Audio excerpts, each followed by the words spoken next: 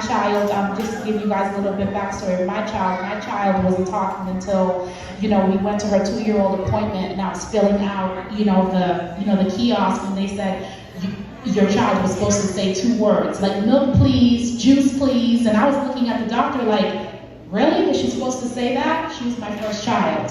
And I just want to let you guys know, especially my parents out there who have the babies, get the services. Even if I was working 2 jobs at the time, 2 jobs, I had people at my house from 7 o'clock in the morning until 8 o'clock at night. If your person who's giving you services has a night job, a day job, if I was meeting people at a park, I was meeting them at the McDonald's drive, whatever you need to do to get, I cannot tell you enough, early intervention is key.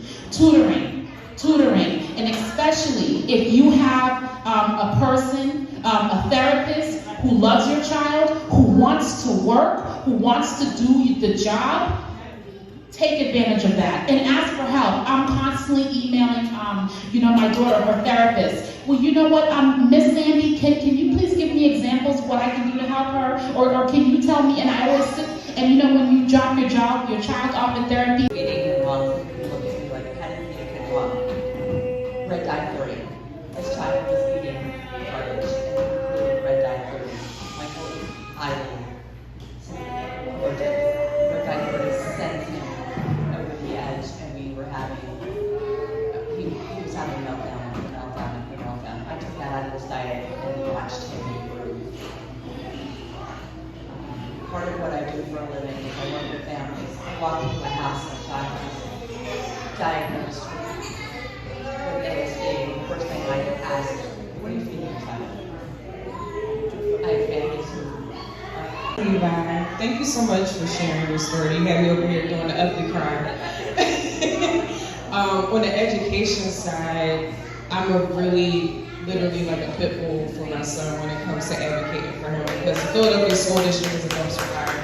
And anybody from Philly knows how the school district is when it comes to special education, but what a lot of parents don't know is their rights as far as advocating for their kids to be accommodated for their IEPs.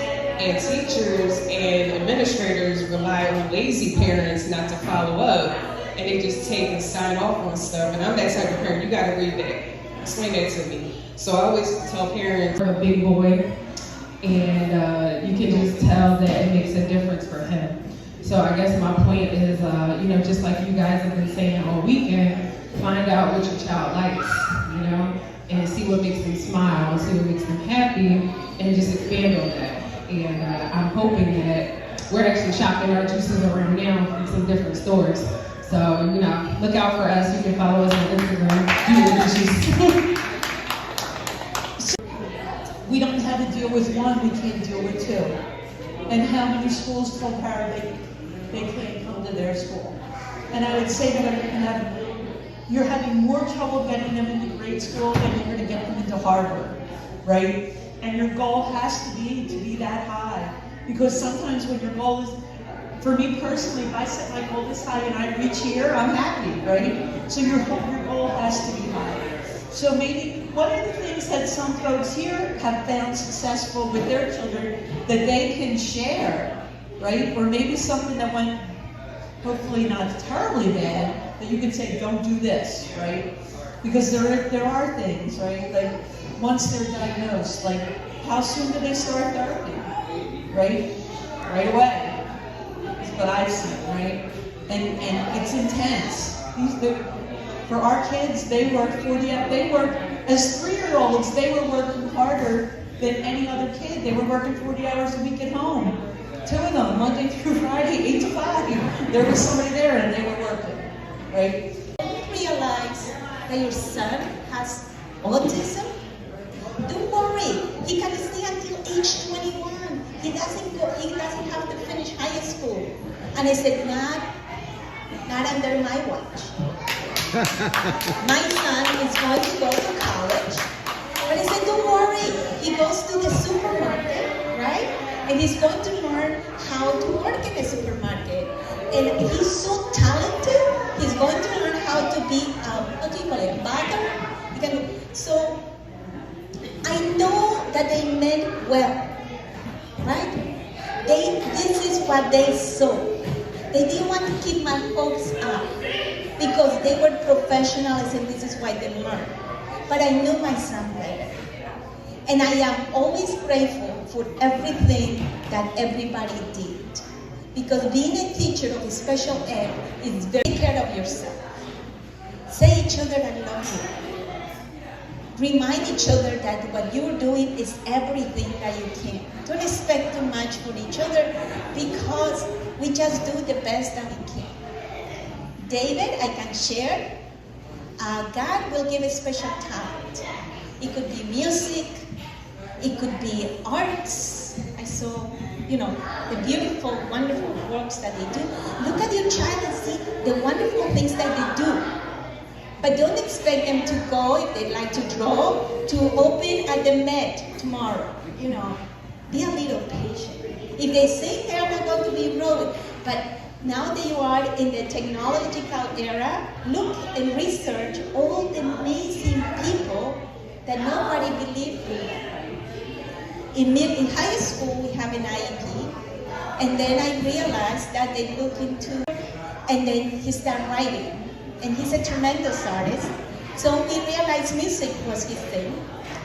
And everything will take longer and longer than you expect, but it's going to happen. So I'm happy to share that David loves to ice skate. He's a great skier. He went from the little bunny hill for a very long time, and now he has that black diamonds. I don't know how to ski, but he does. Thank goodness.